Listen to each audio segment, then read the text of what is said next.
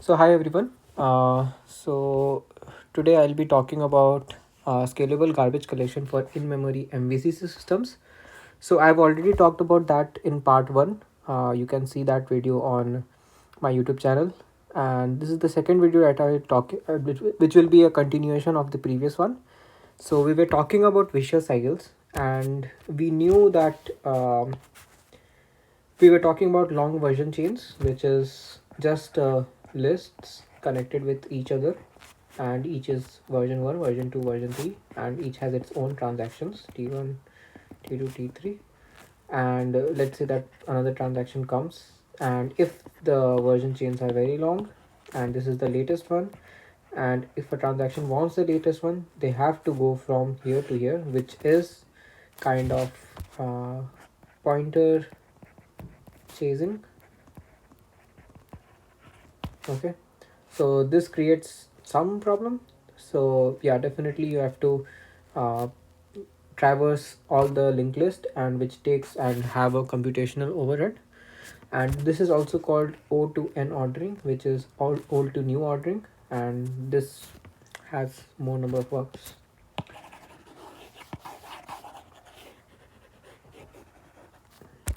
Now, so we know what longer version chain is, and this leads to slower version retrieval, definitely, if what I was talking about. And then it goes for fast write and slower reads, which means that fast write means that this is a linked list, and if something is being written, it will just append at the top, which is kind of a stack in a linked list. But if we want to retrieve something or read something, then we have to traverse. So that means fast write and slow read. So this is kind of a vicious cycle that we are talking about, where all these things combination makes it a vicious cycle. I'm sure that you are clear with this concept. Now let's look into um, the next concept, which is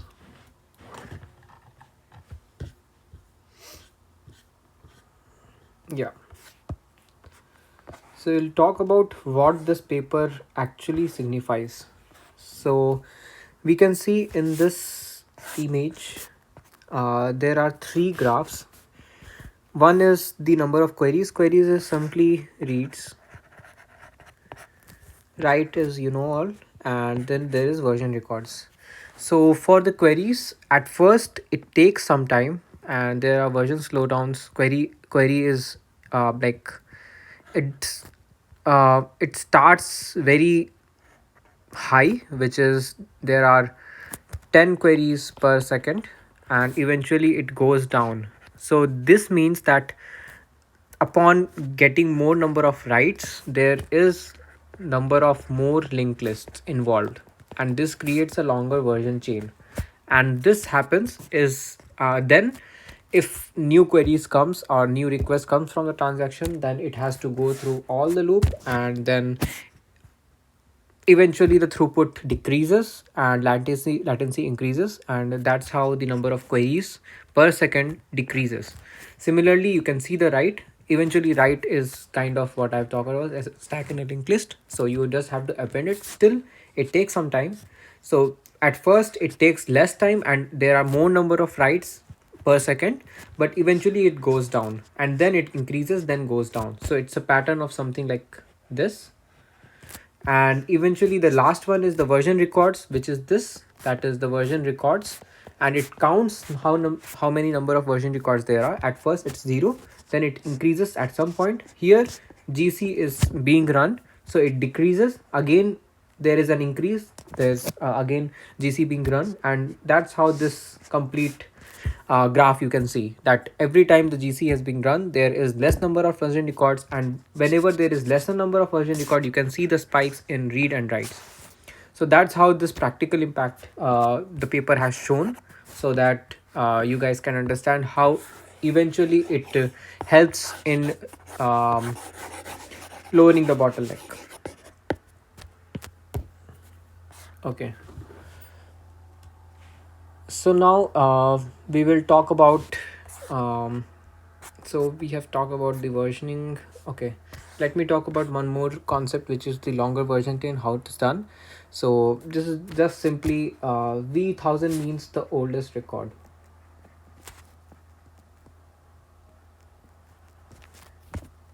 and V1 means the newest one,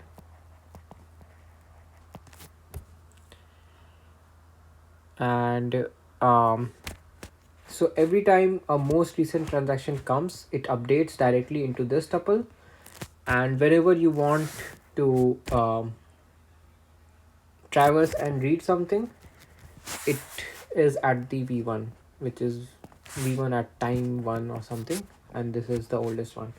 So this is how the longer version chain starts, and that's what this is talking about. So, and if you want to know more about it, I have talked about that in the previous video. So now let's compare. Let's compare all the um, other systems that is there, and how it prunes to, or how it compares to the Steam architecture that we are talking about in this paper.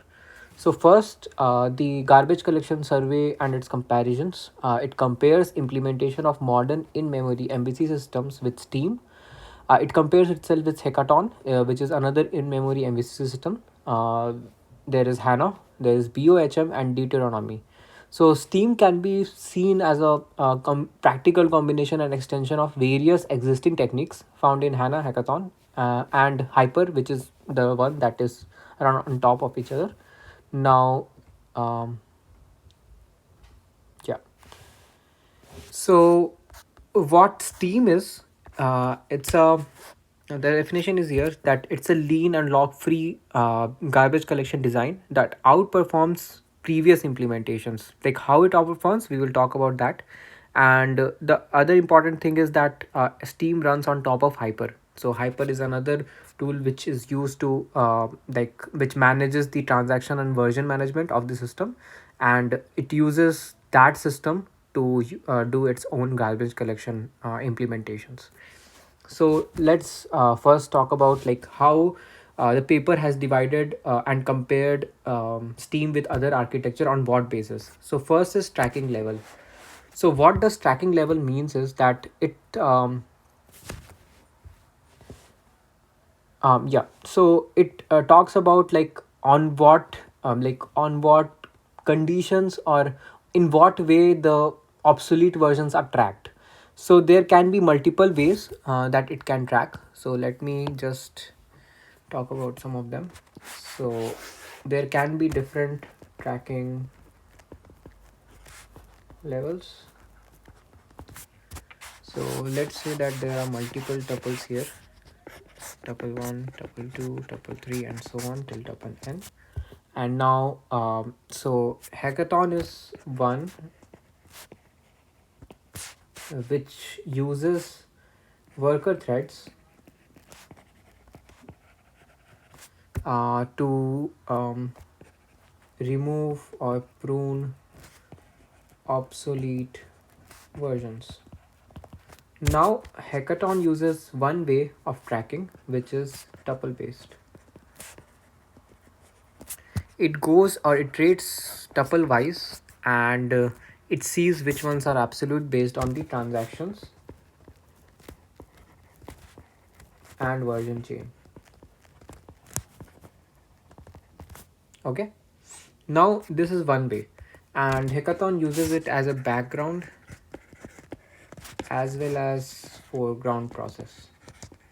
Okay, now the second type of so let's me first tell every ways that can be possible. So one is tuple based, the other is transaction based, third is epoch based, fourth is reclaiming versions per table, and fifth is combination of transaction and tuple.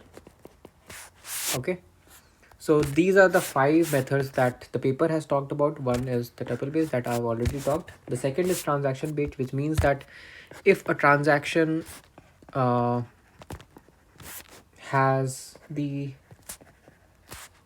same commit timestamp, then it is grouped into one transaction.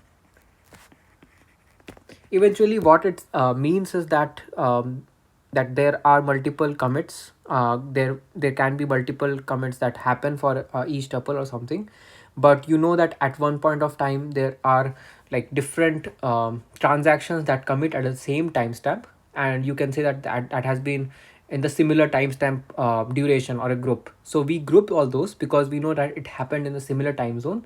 And if like lots of transaction process are not going for that transaction and it is not using that, we know that at that point of time everything has become obsolete and newer versions has been created, and now we don't need these versions, so we can delete it at once, like multiple transaction at once, because we have grouped it. So if we just delete the group, the complete transaction has been deleted. So this is used by HANA. Okay. Now there is epoch based. So epoch based is something that is based on memory utilization or system architecture. So these are something that is it is based on. Now it's the similar, like there can be multiple transactions and each transaction will have, let's say, memory utilization of 1 MB or like 1 MB and then 2 MB. So we know that these two can be grouped. So it is grouped on that level. And once it is grouped, or it can also be based on time or something like that. So this is grouped, and then once multiple versions are not going to that, or it's not going for that transaction or the versions, it is pruned from the system. So this is another way. The fourth way is that reclaiming versions per table, which is to completely destroy a complete table, like directly do that. So it will destroy the complete table or the all the versions of that table, so that it is less computation, because we are destroying at once, like everything. Or and it was also like easy to prune rather than going through each tuple and pruning it. So this is rarely used because we know that there can be multiple transactions who will be using one or the another. If that is the case, then it will never be removed. So this is rarely used, and it is only being used by HANA at some point. Okay. Now there is Steam. Steam uses the fifth version, which is the combination of transactions as well as tuple based. So what it says is that there can be granular level pruning and there can be high level pruning. So it uses both levels, both ways, so that it understands like if it is required or if it is not. Because as you can see, all of them, all of these have pros and cons. So let me talk about each one of them. What is their pros and cons? This is way more ingrained. What it means is that it like you have to delete each tuple and it takes a lot of time, it gives a more memory overhead. So if you have to delete a lot of things, then it will take a lot of computational power for GC. Okay. Then there is transaction based. So based on transaction you can delete, but it has its own cons, which is like let's say that the transaction has become too large. Now what happens is that there are multiple of tuples involved in this one, and one way or the other, one of the transaction is using one every like 5 seconds. So GC will never be able to prune that group, which is not required, because we know that this one and this one will never be used, but still it's there because it's in the group. So this also doesn't make sense, and sometimes it is not helpful. So if we combine both of these together, then it will be more of a pro side than a con side. There is epoch based. Epoch based con is that, let's say that it has been divided on the architecture or hardware. So what happens is that hardware is interdependent on definitely the hardware that someone is using. It can be Intel based or Nvidia or something like that, and like every time, so it will take a lot of time to um, create as per hardware requirement, and that would be a problem because if you are like creating garbage collection based on the hardware and architecture, it is more of a big overhead for development and complexity. So now reclaiming version per table, I've already talked about, and this is the combination of transaction and tuples. So this is pretty much what the survey talks about in this paper, and yeah, let me just remove everything.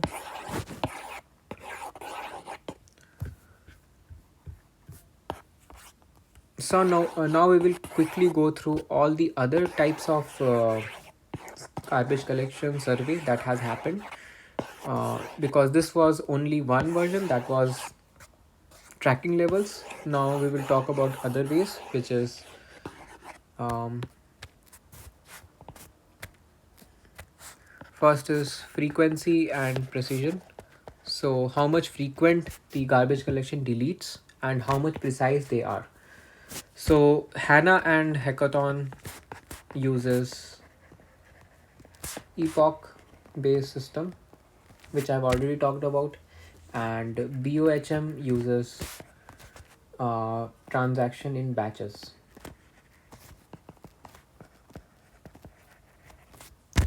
Now, um, so these are the two ways that it's being used, and there is another way which is timestamp based, which is transaction in batches, as well as epoch. Both are under timestamp. So which this can be, you can say that these two are sub structure of timestamp, and there is another way which is called interval based. So at each interval you garbage collected. So this is being used by Steam. So why this is better than timestamp is that this is more approximate, which means that um, you are dividing it based on time. So if like it cannot run before or after, like even if the garbage collection has spiked up a lot, if it's not the correct time, it will not prune it. So what happens is that sometimes if there is lots of overhead on the traffic, and then the garbage collection increases a lot, and sometimes it hangs or like stops the complete architecture because it's the garbage collection is timestamp based. The interval based is that Steam uses a structure called as piggybacking. So what this does is it will let's say there are multiple versions being created. Now we know that these two are obsolete versions, but it goes every time if someone reads it like this. So before it goes for the next step, Steam also runs garbage collection. So let's say that the pointer started from here, so it goes for the next, and it says that if it's obsolete, delete it. If it's obsolete, delete it, until everything has been deleted, the obsolete versions, and only the main versions are left, which is this. So what happens with that is the next time it traverses, it will only have to traverse two times. So this is called piggybacking. Piggybacking as in the garbage collection is being piggybacked on the main transaction. So this doesn't create more overhead, and it also makes sure that the total active transactions is always greater than or equal to the total versions, because every time you traverse you delete, so it can never be more than how much versions it needs to create or the number of transactions it has. So that's how Steam works, and this is called interval based. Now version storage and identification, this is another way, this is the third way to check, so which is version storage and identification. So version storage is probably one is undo log, which is being used by Hyper and Steam. And what it does is it helps in rollback. It creates versions which can be rolled back, as well as it has it stores the versions directly within transactions, so it doesn't have to go and check in a different version storage. There's another way to do it, which Hackathon uses uh, index based storage, where they can directly just access it via index, and it is in O2N ordering. Okay. Now, yeah, so identification happens based on, one is local transaction list, which is used by Steam. There is global transaction as well, which is used by other systems, and there is epoch based as well. So that's how identification can happen. Like, there can be local versions that is being created for each of its own transactions, so they can just work on those version chains, and then once they are done with it, they can merge it back to the global, or they can delete it itself, just making more abstractions and delegating work. Okay. Global is, there is only one place where everything is stored, and like all the transactions or version chains are there, and you have to search, go through it, and then check it out. And epoch based, as you all know, that it's divided into epochs, and each epoch is like for some of the transactions that you can access. So this you can probably read through the paper, and it is not very much in deep, but yeah, it talks about all these ways to do. Okay, so in the next video, we will talk about what this team is and its architecture. That is one. And the second is that we will talk about what is the evaluation being done on this paper. So that is pretty much it.